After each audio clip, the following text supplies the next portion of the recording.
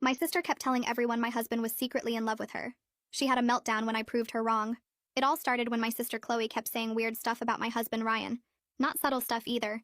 She'd literally tell people at family dinners that Ryan was obviously in love with her. The evidence? He helped her move a couch once. He fixed her laptop when it crashed. He jumped her car battery that one time in the parking lot.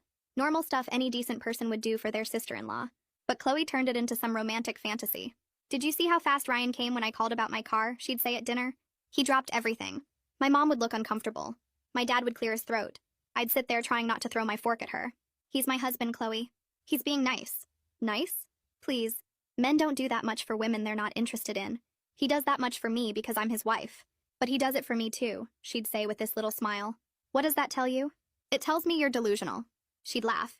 You're so naive. Ryan would text me asking if I needed anything from the store and she'd lean over to look. See? He's thinking about coming here. He wants an excuse to see me. That's my grocery list, Chloe. He's asking if I need milk. She kept escalating it. When Ryan helped her install a ceiling fan because her landlord wouldn't, she posted about it. So blessed to have someone who drops everything for me. When people asked who, she'd be coy about it. Someone special. My friends started asking me questions. Your sister posts about Ryan a lot. Is everything okay? Everything was not okay. I tried talking to Ryan about it and he was oblivious. She's just joking around, he said. She's not joking. She told my cousin you have feelings for her. He looked genuinely shocked. What? Why would she say that? Because you keep helping her with stuff. So, she's your sister. I'd be a jerk if I didn't help. That's when I got the idea. What if you were a jerk? What if you stopped helping completely? He didn't want to at first, but after Chloe told his brother that there was definitely chemistry between them, he agreed. The next time Chloe called about her Wi-Fi not working, Ryan said he was busy. She called me immediately. Ryan won't come fix my internet. Okay? He always fixes my tech stuff. Not anymore. 2 days later, she called him about moving furniture. He said no. She showed up at our house. What's wrong with Ryan, she asked. Nothing's wrong with him. He won't help me with anything anymore. He's being so cold. Interesting. When a man stops dropping everything for you, you notice, huh? She got defensive. I don't know what you're implying. I'm not implying anything. You said men only help women they're interested in. Ryan's not helping you? What does that tell you? She tried another angle at the next family dinner. Ryan's been so mean to me lately, she announced to everyone. Won't even help me move one tiny bookshelf. My uncle laughed. Why would Ryan move your furniture? He's not your husband, but he always helps me. He's so good at that stuff. My aunt chimed in. Maybe he's busy with his own house. Chloe looked frustrated. He's not too busy. He helped his coworker fix her fence last week. I jumped in. Yeah, Tim asked him to help his wife with that. Tim couldn't do it because of his back surgery. So he helps other women, just not me, Chloe said. He helps people when their actual partners can't. You're single, Chloe. You don't have a partner whose husband needs to step in. She was getting red. This is about what I said before, isn't it? About what you've been saying for months? That my husband is in love with you? Yeah, that. Everyone at the table got quiet. My mom finally spoke. Chloe, you've been saying that? It was just a joke. Really? Because you told my hairdresser he was going to leave me for you eventually. You told our cousin that he texts you constantly. He's never texted you first in his life. Chloe looked around the table for support but found none. My dad shook his head. That's inappropriate, Chloe. She tried one more time. Fine, I was wrong. Can Ryan please just go back to normal? Normal meaning what? I asked. Helping you with everything while you tell people he wants you? She didn't answer. I thought that was the end until I found her Facebook announcement. I opened Facebook that night and there it was at the top of my feed. Chloe had posted 3 long paragraphs about taking a break from family events because certain people were making her feel unwelcome and unsafe. She didn't name me directly, but it was obvious. The post talked about being punished for having feelings and how some people can't handle it when others are more desirable than them. She wrote about toxic family members who put their own insecurity above the well-being of others. The post made it sound like she was the victim of some horrible mistreatment, instead of someone who spent months telling people my husband wanted her. I read it twice to make sure I wasn't missing something. Nope. She really posted this for everyone to see. My phone started going crazy within 20 minutes. The post already had 15 comments from people asking what happened and telling Chloe they supported her. Most of them were her friends who didn't know our family situation. They left messages about cutting off toxic people and protecting your peace. My phone buzzed with texts from my mom, my dad, Grayson, my aunt, my uncle. Everyone asking if I'd seen it. Everyone asking what we should do. My dad's text just said, call me now. My mom sent 3 messages in a row about how embarrassing this was. Grayson texted asking if Chloe had lost her mind. I stared at my phone as more notifications came in. This was really happening. Chloe took our private family issue and made it a public drama. I took screenshots immediately before she could delete anything. Captured the whole post and all the comments. Sent them to Ryan first, then to my parents, then to Grayson.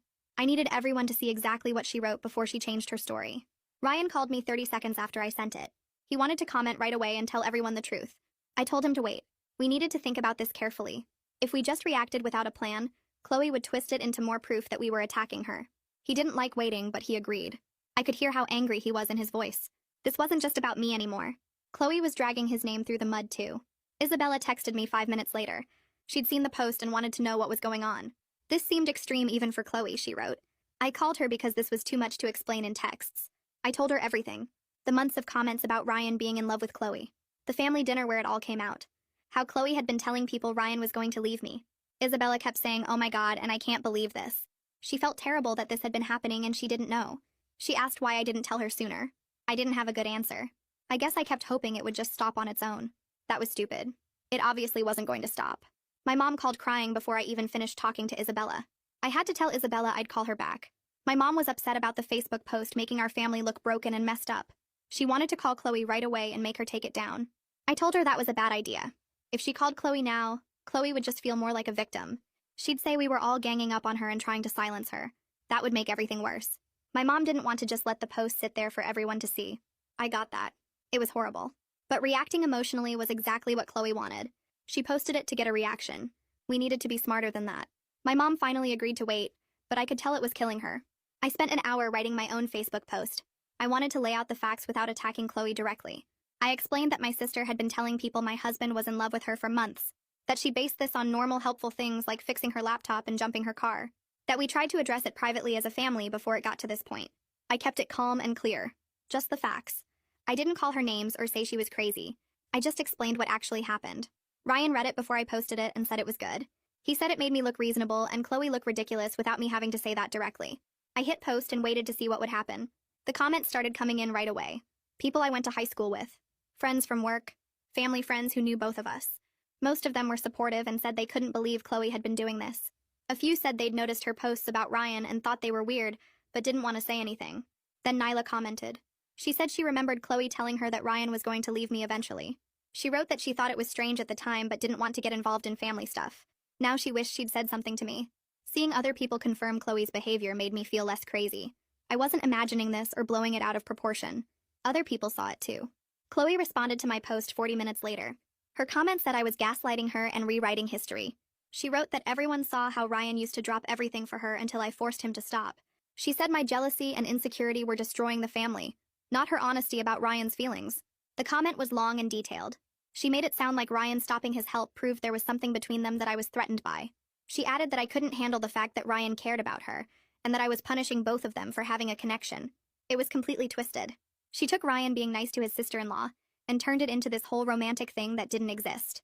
Ryan commented on both posts after that. His comment was short and clear.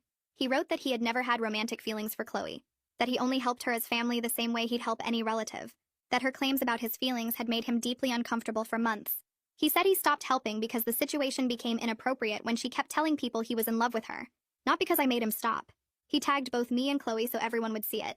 His comment got more likes than either of our posts. People started commenting under his saying they believed him and that Chloe needed to stop. A few people said they felt bad for him being put in this position. The whole thing exploded after Ryan commented. Extended family members started weighing in. Old friends from college joined the conversation. My uncle commented supporting us. My aunt did too. Some of Ryan's friends from work found the posts and commented.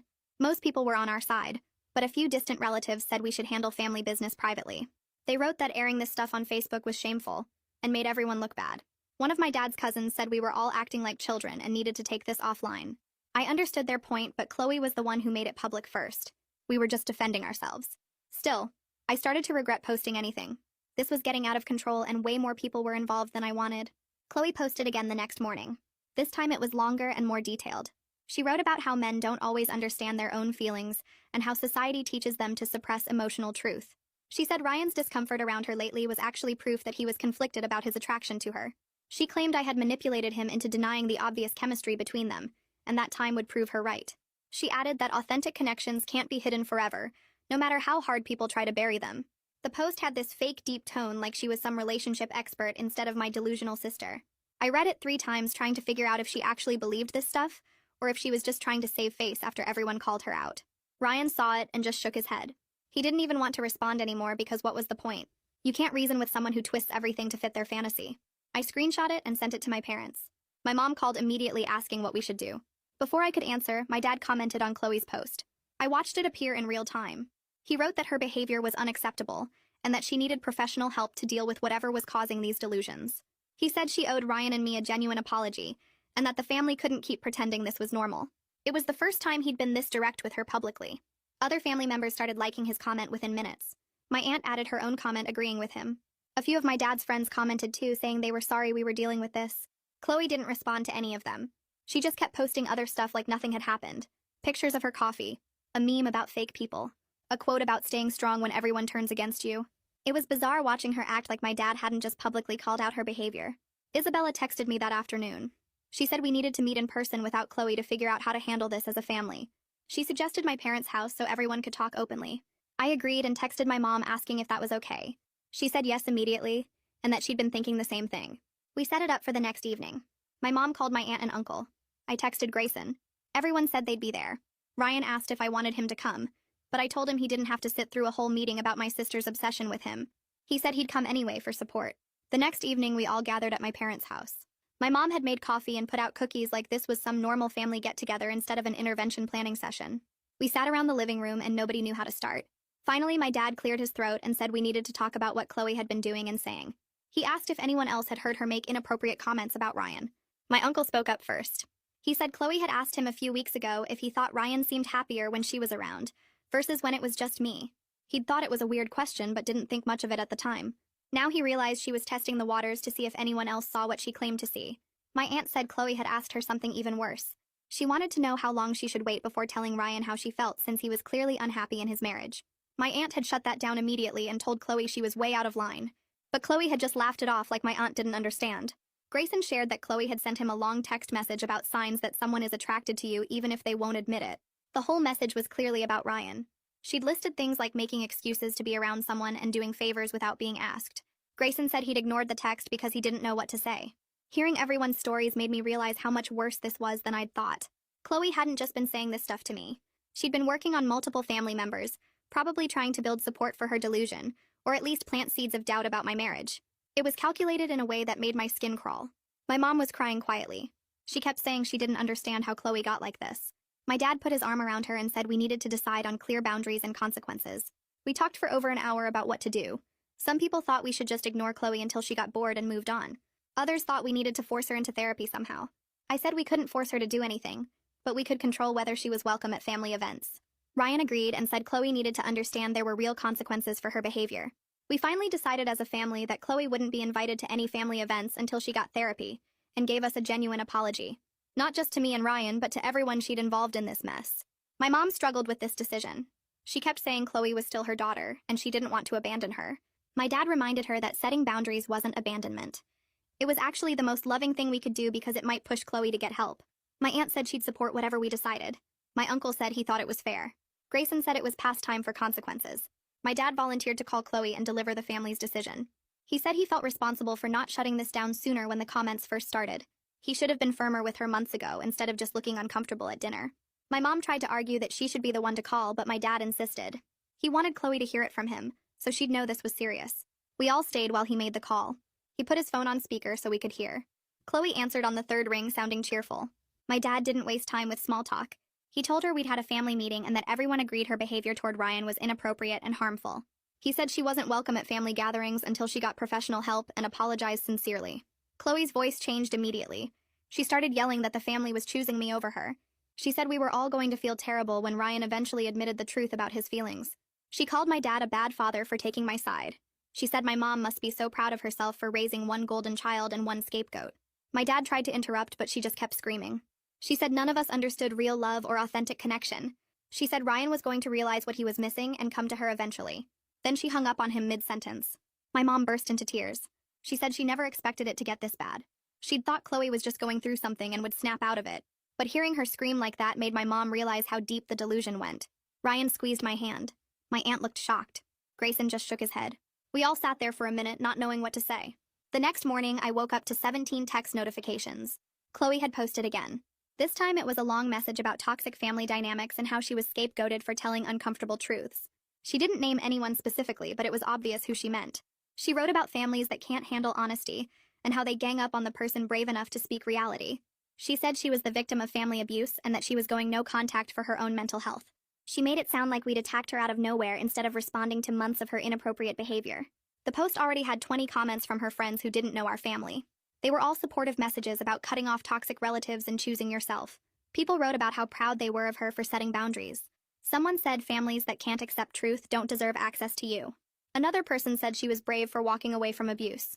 I wanted to comment so badly and set the record straight. I wanted to reply to every single person and tell them what Chloe had actually been doing. But I knew that was exactly what she wanted. She wanted me to engage so she could play victim even more. She wanted a public fight she could screenshot and show people as proof of my toxicity. So I did nothing. I just watched the comments pile up while my blood boiled. Isabella called me about an hour later after seeing everything unfold online. She told me I needed to document all of this properly. Not just screenshots, but a real timeline with dates and witnesses for everything Chloe had said and done. I asked why, and she said because this was escalating fast, and if it got worse, I'd need proof of the pattern. So I spent the next 3 hours at my kitchen table writing it all out. Every comment Chloe made at family dinners with the date and who was there. Every social media post with screenshots and timestamps. Every person she told about Ryan's supposed feelings with their names written down. The ceiling fan incident in March. The laptop repair in January. The car battery jump in the parking lot last November. By the time I finished, my hand hurt from writing, and I had 6 pages of single-spaced documentation. But Isabella was right. Having it all laid out like that made me feel less crazy and more in control. I could see the pattern clearly now, how it started small and grew bigger over 8 months. Ryan's brother called him the next morning asking what the hell was going on. He'd seen all the Facebook posts, and then Chloe had messaged him privately saying Ryan had been really mean to her lately for no reason. Ryan put the call on speaker so I could hear. His brother sounded confused and concerned, asking if there was trouble in our marriage or something. Ryan explained the whole situation from the beginning, how Chloe had been making comments for months about him being in love with her, how we'd tried to handle it privately, how it exploded at the family dinner. His brother went quiet for a long time. Then he said he had no idea any of this had been happening. He thought Chloe was just being dramatic about Ryan not helping her move furniture. He didn't know about all the other stuff, all the claims she'd been making to different people. He apologized for not taking it seriously when Chloe first mentioned chemistry between them. He said he thought she was joking around. That afternoon, I got messages from 2 of my friends. They both sent me screenshots of private messages Chloe had sent them over the past week. The messages made my stomach hurt. Chloe told one friend that I'd always been jealous of her since we were kids, and that I couldn't handle her being prettier and more fun. She told the other friend that my marriage was falling apart, and I was blaming her instead of facing the truth about Ryan's unhappiness. She said I'd been controlling and manipulative our whole lives, and that the family finally saw through me. She made herself sound like the victim of my lifelong abuse. Both friends said they were forwarding the messages because they seemed really off, and they wanted to know what was actually true. They said they'd known me long enough to think something didn't add up, but they wanted to hear my side. I sent both friends the timeline document I'd written along with screenshots of Chloe's most wild claims. The ones where she said Ryan was going to leave me for her. The ones where she talked about their special connection, and how he always dropped everything for her. The ones where she made normal, helpful actions sound like romantic gestures. My friends responded fast. One called me right away saying she was horrified and so sorry for even questioning what was happening. She said she had no idea Chloe had gotten this deep into whatever fantasy she was living in. The other friend texted that she felt sick reading through everything, and that Chloe clearly needed professional help.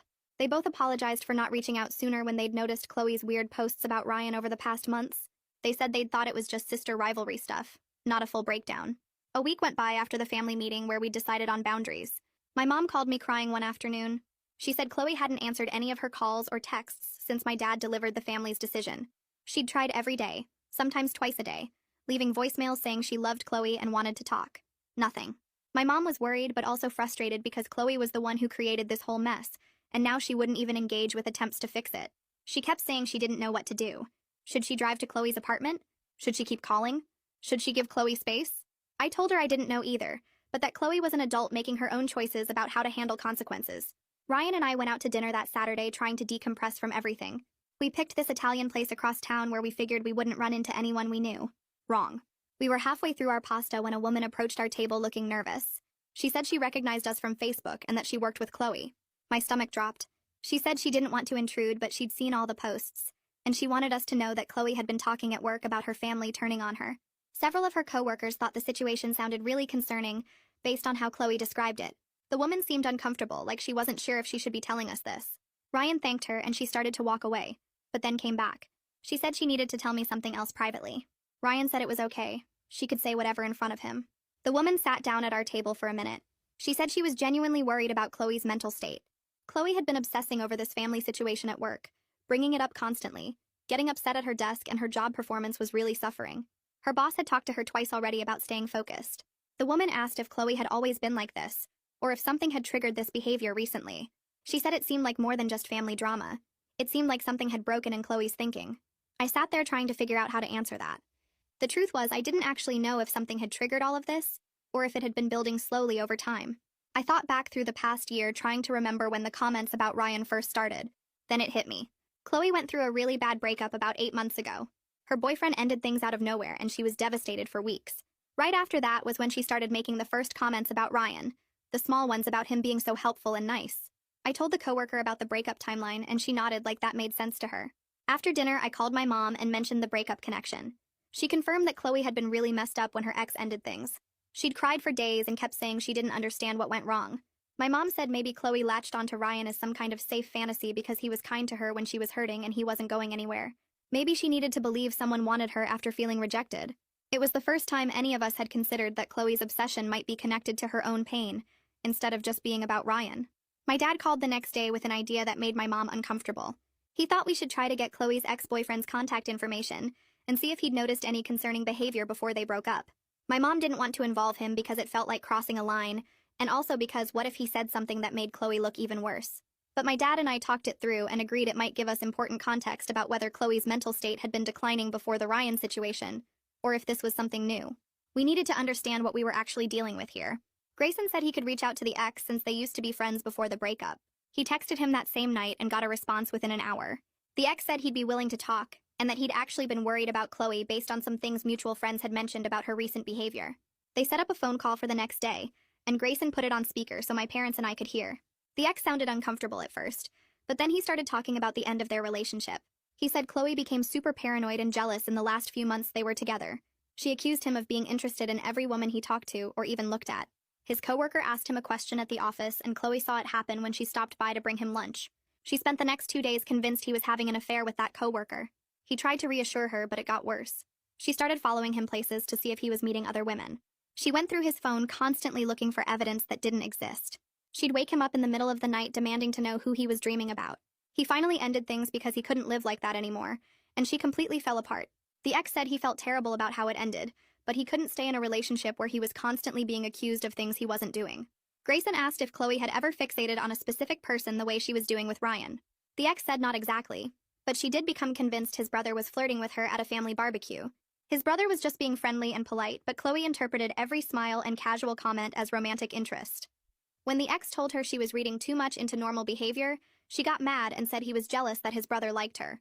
After we hung up with the ex, my mom sat there looking completely shocked. She kept saying she had no idea Chloe had been like that in her relationship. My dad pointed out that this wasn't just about Ryan anymore. This was clearly a pattern of Chloe seeing romantic interest where none existed, and getting paranoid about relationships in general. I felt this weird mix of vindication and concern, because on one hand, it proved I wasn't crazy for thinking Chloe's behavior was seriously wrong. But on the other hand, it meant my sister had real mental health problems that went way deeper than I'd realized. My mom finally admitted that Chloe needed professional help, and not just family intervention. She said we needed to approach this as a mental health crisis instead of just bad behavior. My dad agreed and said we should reach out one more time to offer support specifically for getting therapy, but make it clear the boundary still stood. My mom called Chloe that afternoon and left a long voicemail. She said we loved her and wanted to help her get the support she needed, but that the family boundary would stay in place until she was willing to work on these issues with a professional. She offered to help find a therapist and even pay for sessions if money was the problem. 2 hours later, Chloe sent a text to the family group chat. It said we were all going to regret abandoning her when she needed us most, and that we'd see how wrong we were about everything. My mom started crying again. My dad looked exhausted. I just felt numb at that point because nothing we did seemed to get through to her. 3 weeks went by with no contact from Chloe. Then Isabella called me one afternoon, sounding really thrown off. She'd just seen Chloe at the grocery store, and Chloe had pretended not to see her. Isabella said she walked right past her in the produce section, and Chloe looked directly at her, and then looked away like they were strangers. Isabella said hello anyway because that's just weird to ignore someone you know, and Chloe walked away without responding. Isabella said it was completely unlike Chloe's normal friendly personality, and it genuinely freaked her out. A few days after that, my aunt called with more news. Chloe had shown up at her house unannounced, asking if she could stay there for a while. When my aunt asked what was going on, Chloe admitted she couldn't afford her rent anymore. My aunt asked what happened to her job, and Chloe got defensive, but eventually said she'd been written up twice for poor performance and would probably get fired soon. My aunt told her she could stay one night, but only if she agreed to follow the family's requirement about getting therapy and apologizing to Ryan and me. Chloe said she'd think about it. The next morning, my aunt woke up and Chloe was already gone. She'd left without saying goodbye or leaving a note. Later that day, Chloe posted on Facebook about family members who offer conditional love instead of real support. My aunt was hurt but also relieved because she didn't want to deal with Chloe's drama in her own house. Then I started hearing from mutual friends that Chloe had been telling people Ryan was texting her again. She apparently said he'd been apologizing for how he treated her, and that they were working things out. I felt my stomach drop when I heard that because it was such an obvious lie. I asked Ryan about it and he immediately pulled out his phone to show me. 0 texts to or from Chloe since the family dinner. 0 calls, 0 contact of any kind. He scrolled through everything to prove it and I believed him, but I was furious that Chloe was out there actively lying about contact that wasn't happening. Ryan looked really serious and said we might need to send her a formal cease and desist letter if she kept making false claims about him. I hated that it had come to this, but I agreed that we needed to protect ourselves if she was spreading lies that could damage his reputation. We started looking up lawyers who handled this kind of thing. Before we could actually draft anything, my mom called sounding panicked. Chloe had just contacted her asking for money because she got fired from her job. My mom asked her what her plan was, and Chloe said she needed money for rent and groceries until she found something new. My mom told her she'd be happy to help with therapy costs but not living expenses until Chloe addressed the family situation and got professional help. Chloe hung up on her without another word. My dad called me that evening and said he was going to Chloe's apartment the next morning to check on her no matter how mad we all were because someone needed to make sure she was okay. I told him to be careful and to call me if anything seemed really wrong. He showed up at her place around 10 and texted me immediately. Her apartment was a complete disaster. Dishes piled in the sink, trash overflowing, clothes everywhere. Chloe answered the door in pajamas that looked like she'd been wearing them for days, and her hair was greasy and unwashed. My dad said she looked terrible, and clearly hadn't been eating much based on how her clothes hung on her. He asked if he could come in, and she just stepped aside without saying anything. Once inside, he found empty takeout containers covering the coffee table, and the curtains were all closed, making the whole place dark and depressing. He sat down and asked her directly what was going on and if she was taking care of herself. Chloe started crying immediately. Not the defensive, angry crying from before, but this broken, exhausted crying that scared him. She admitted she knew Ryan didn't love her and probably never had. She said she couldn't stop herself from believing it because thinking someone cared about her felt better than facing the fact that she was completely alone after her breakup. She told my dad she'd ruined everything and didn't know how to take back all the things she'd said and done to our family. My dad held her while she cried and told her she needed immediate help and that we all still loved her, but she had to be willing to work on whatever was causing this. She kept saying she was so embarrassed and didn't know how things got so out of control. My dad called me from her apartment about 20 minutes later and asked if I'd be willing to talk to Chloe with him there to help keep things calm.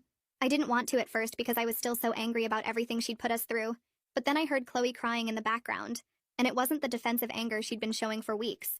It was genuine distress and fear, and it made me realize she really was falling apart. I agreed to come over and got there within 30 minutes. The conversation was awful and awkward in every possible way. Chloe apologized, but then immediately started making excuses about how Ryan's kindness had confused her and made her think he had feelings for her. I cut her off and told her that her confusion didn't justify months of inappropriate comments about my husband or the lies she told everyone about him texting her and wanting to leave me. I said I needed to see real, actual change before I could even think about trusting her again. She nodded and kept crying and said she understood.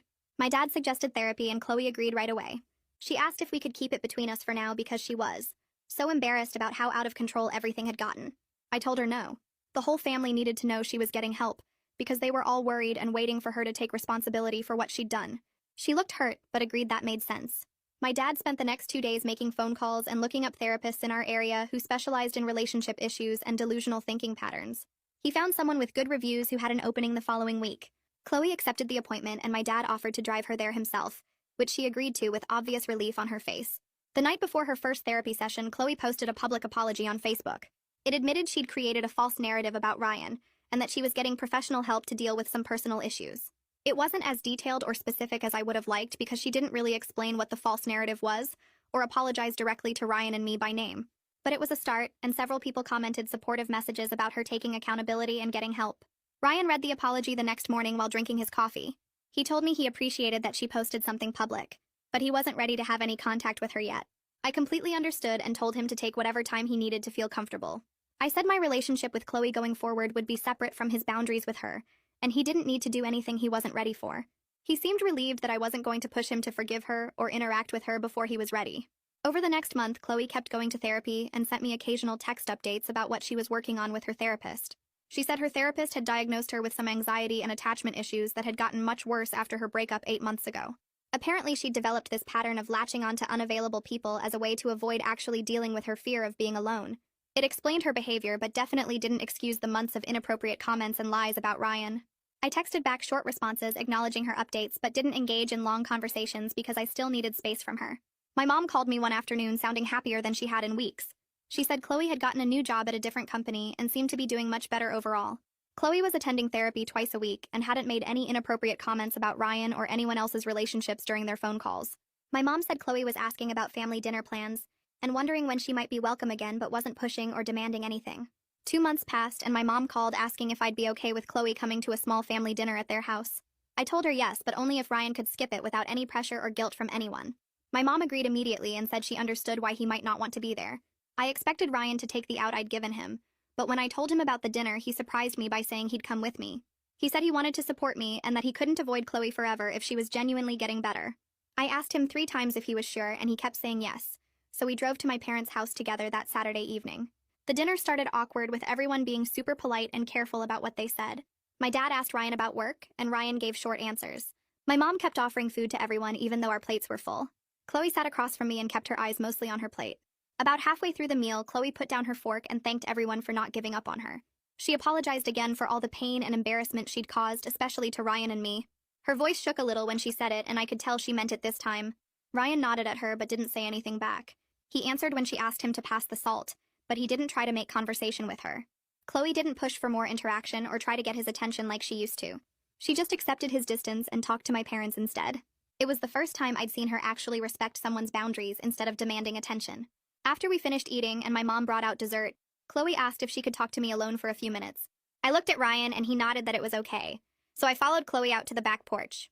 She told me her therapist had helped her figure out that she was projecting her desire for a stable relationship onto Ryan. She said Ryan represented everything her ex wasn't, and that her brain had twisted his kindness into romantic interest because she desperately wanted someone reliable in her life. I listened without interrupting, and when she finished, I told her I appreciated her understanding what happened, but that rebuilding trust would take a long time. I said I needed to see consistent, appropriate behavior before I could really trust her again. She nodded and said she understood completely. She told me she wasn't expecting things to go back to normal quickly, and that she knew she'd damaged our relationship badly. It was the most realistic thing I'd heard her say in months, and it made me think maybe therapy was actually helping. Over the next few weeks, Chloe kept her distance and focused on her own life instead of mine. My mom told me Chloe had gotten a roommate to help with rent and expenses. Then she mentioned Chloe was dating someone new, and it seemed much healthier than her previous relationship. Chloe posted about her new boyfriend on Facebook, but the posts were normal and didn't have any of that weird intensity her posts about Ryan used to have. She talked about actual dates they went on and things they did together instead of making everything sound like some secret romance. 3 months after the Facebook incident, Ryan told me one morning that he was ready to be civil with Chloe at family events, but he said he'd never be comfortable helping her with things again, and that boundary was permanent. I told him that was completely fair, and that if Chloe needed help with anything in the future, I would handle it myself. He seemed relieved that I wasn't going to push him to go back to how things were before. I understood why he needed that boundary, and I was going to protect it no matter what. Isabella texted me saying she'd run into Chloe at a coffee shop downtown, and they'd had a totally normal conversation. She said Chloe had asked about her job and talked about her own work without any weirdness. Isabella told me Chloe had said she was grateful people were giving her a second chance, and that therapy had helped her understand herself better. It was good to hear that Chloe was having normal interactions with people again, instead of making everything weird and intense. My parents seemed so much more relaxed at the next family gathering. My mom wasn't tense and worried the whole time. My dad actually laughed at jokes instead of looking uncomfortable. But there was still this awareness underneath everything that our family had been through something big, and things would never be exactly the same as before. My dad pulled me aside before we left and told me he was proud of how I'd handled everything. He said I'd been firm about boundaries but also left room for Chloe to get help, and that took real strength. That night after we got home, Ryan told me he appreciated that I'd never doubted him through this whole mess. He said he knew it must have been hard to confront my own sister, but that I'd always had his back even when it got really uncomfortable. I told him that was what marriage meant to me, and that I'd always choose us over anyone else. We'd gotten closer through this experience because we'd had to communicate clearly and support each other through something incredibly weird and painful. He said dealing with Chloe's delusions had actually made him more confident in our relationship because he saw how we handled a crisis together. My mom called one evening to tell me Chloe had started volunteering at a crisis center downtown. Her therapist thought it would help her understand other people's struggles better, and get outside her own head. Chloe worked the phones twice a week, taking calls from people in bad situations and connecting them with resources. My mom said Chloe talked about the work with real focus and seemed to care about helping the callers find solutions. It was different from how she used to talk about things in her own life, where everything centered on her feelings and what she wanted. 3 weeks into the volunteering, Chloe told my mom about a caller who reminded her of herself after her breakup, and how she wished someone had pushed her to get help sooner instead of letting her spiral. My mom took that as a good sign that Chloe was actually learning something from therapy, instead of just going through the motions. I asked my mom if Chloe had mentioned Ryan or me lately, and she said no, that Chloe mostly talked about her job and her boyfriend and the crisis center. That felt like progress too, because for months, everything Chloe said somehow circled back to Ryan and their supposed connection. 4 months after the Facebook disaster, my parents hosted Thanksgiving dinner, and I didn't spend the whole day tense and waiting for Chloe to say something weird. She showed up with her boyfriend, and they sat together on the couch talking to my aunt about normal stuff like traffic and work schedules. When Ryan came in from helping my dad with something in the garage, Chloe said hi, and then went back to her conversation without watching him or making comments. I caught myself relaxing into the couch cushions and realizing I wasn't monitoring every word she said anymore. During dinner, Chloe asked Ryan to pass the rolls, and he did, and that was it. No loaded looks or comments about how he always helped her. My mom smiled at me from across the table, and I knew she was thinking the same thing I was, that maybe we were actually going to be okay as a family. After dinner, Chloe mentioned she got promoted at her new job to a team lead position, and everyone congratulated her. She seemed genuinely happy about it instead of using it as a way to get attention or make everything about her. Her boyfriend put his arm around her and she leaned into him naturally, the way people do when they're actually comfortable together. It hit me that this was what Chloe's relationship was supposed to look like, not the fantasy she'd built around my husband. On the drive home, Ryan told me he was proud of how our family handled everything without completely falling apart. He said a lot of families would have just stopped talking to each other or picked sides and stayed mad forever. I told him I was proud too, that we'd set hard boundaries when we needed to, but also left room for Chloe to actually fix things. My parents had backed us up when it mattered, and Chloe had done the real work of getting help instead of just apologizing and going back to the same patterns. Ryan reached over and squeezed my hand and said going through something this weird and painful together made him more sure about us than he'd ever been. I squeezed back and thought about how Chloe was doing well now with her job, and her boyfriend and her volunteering, how I had my sister back in a healthier version, and how Ryan and I came out of this whole mess stronger instead of broken.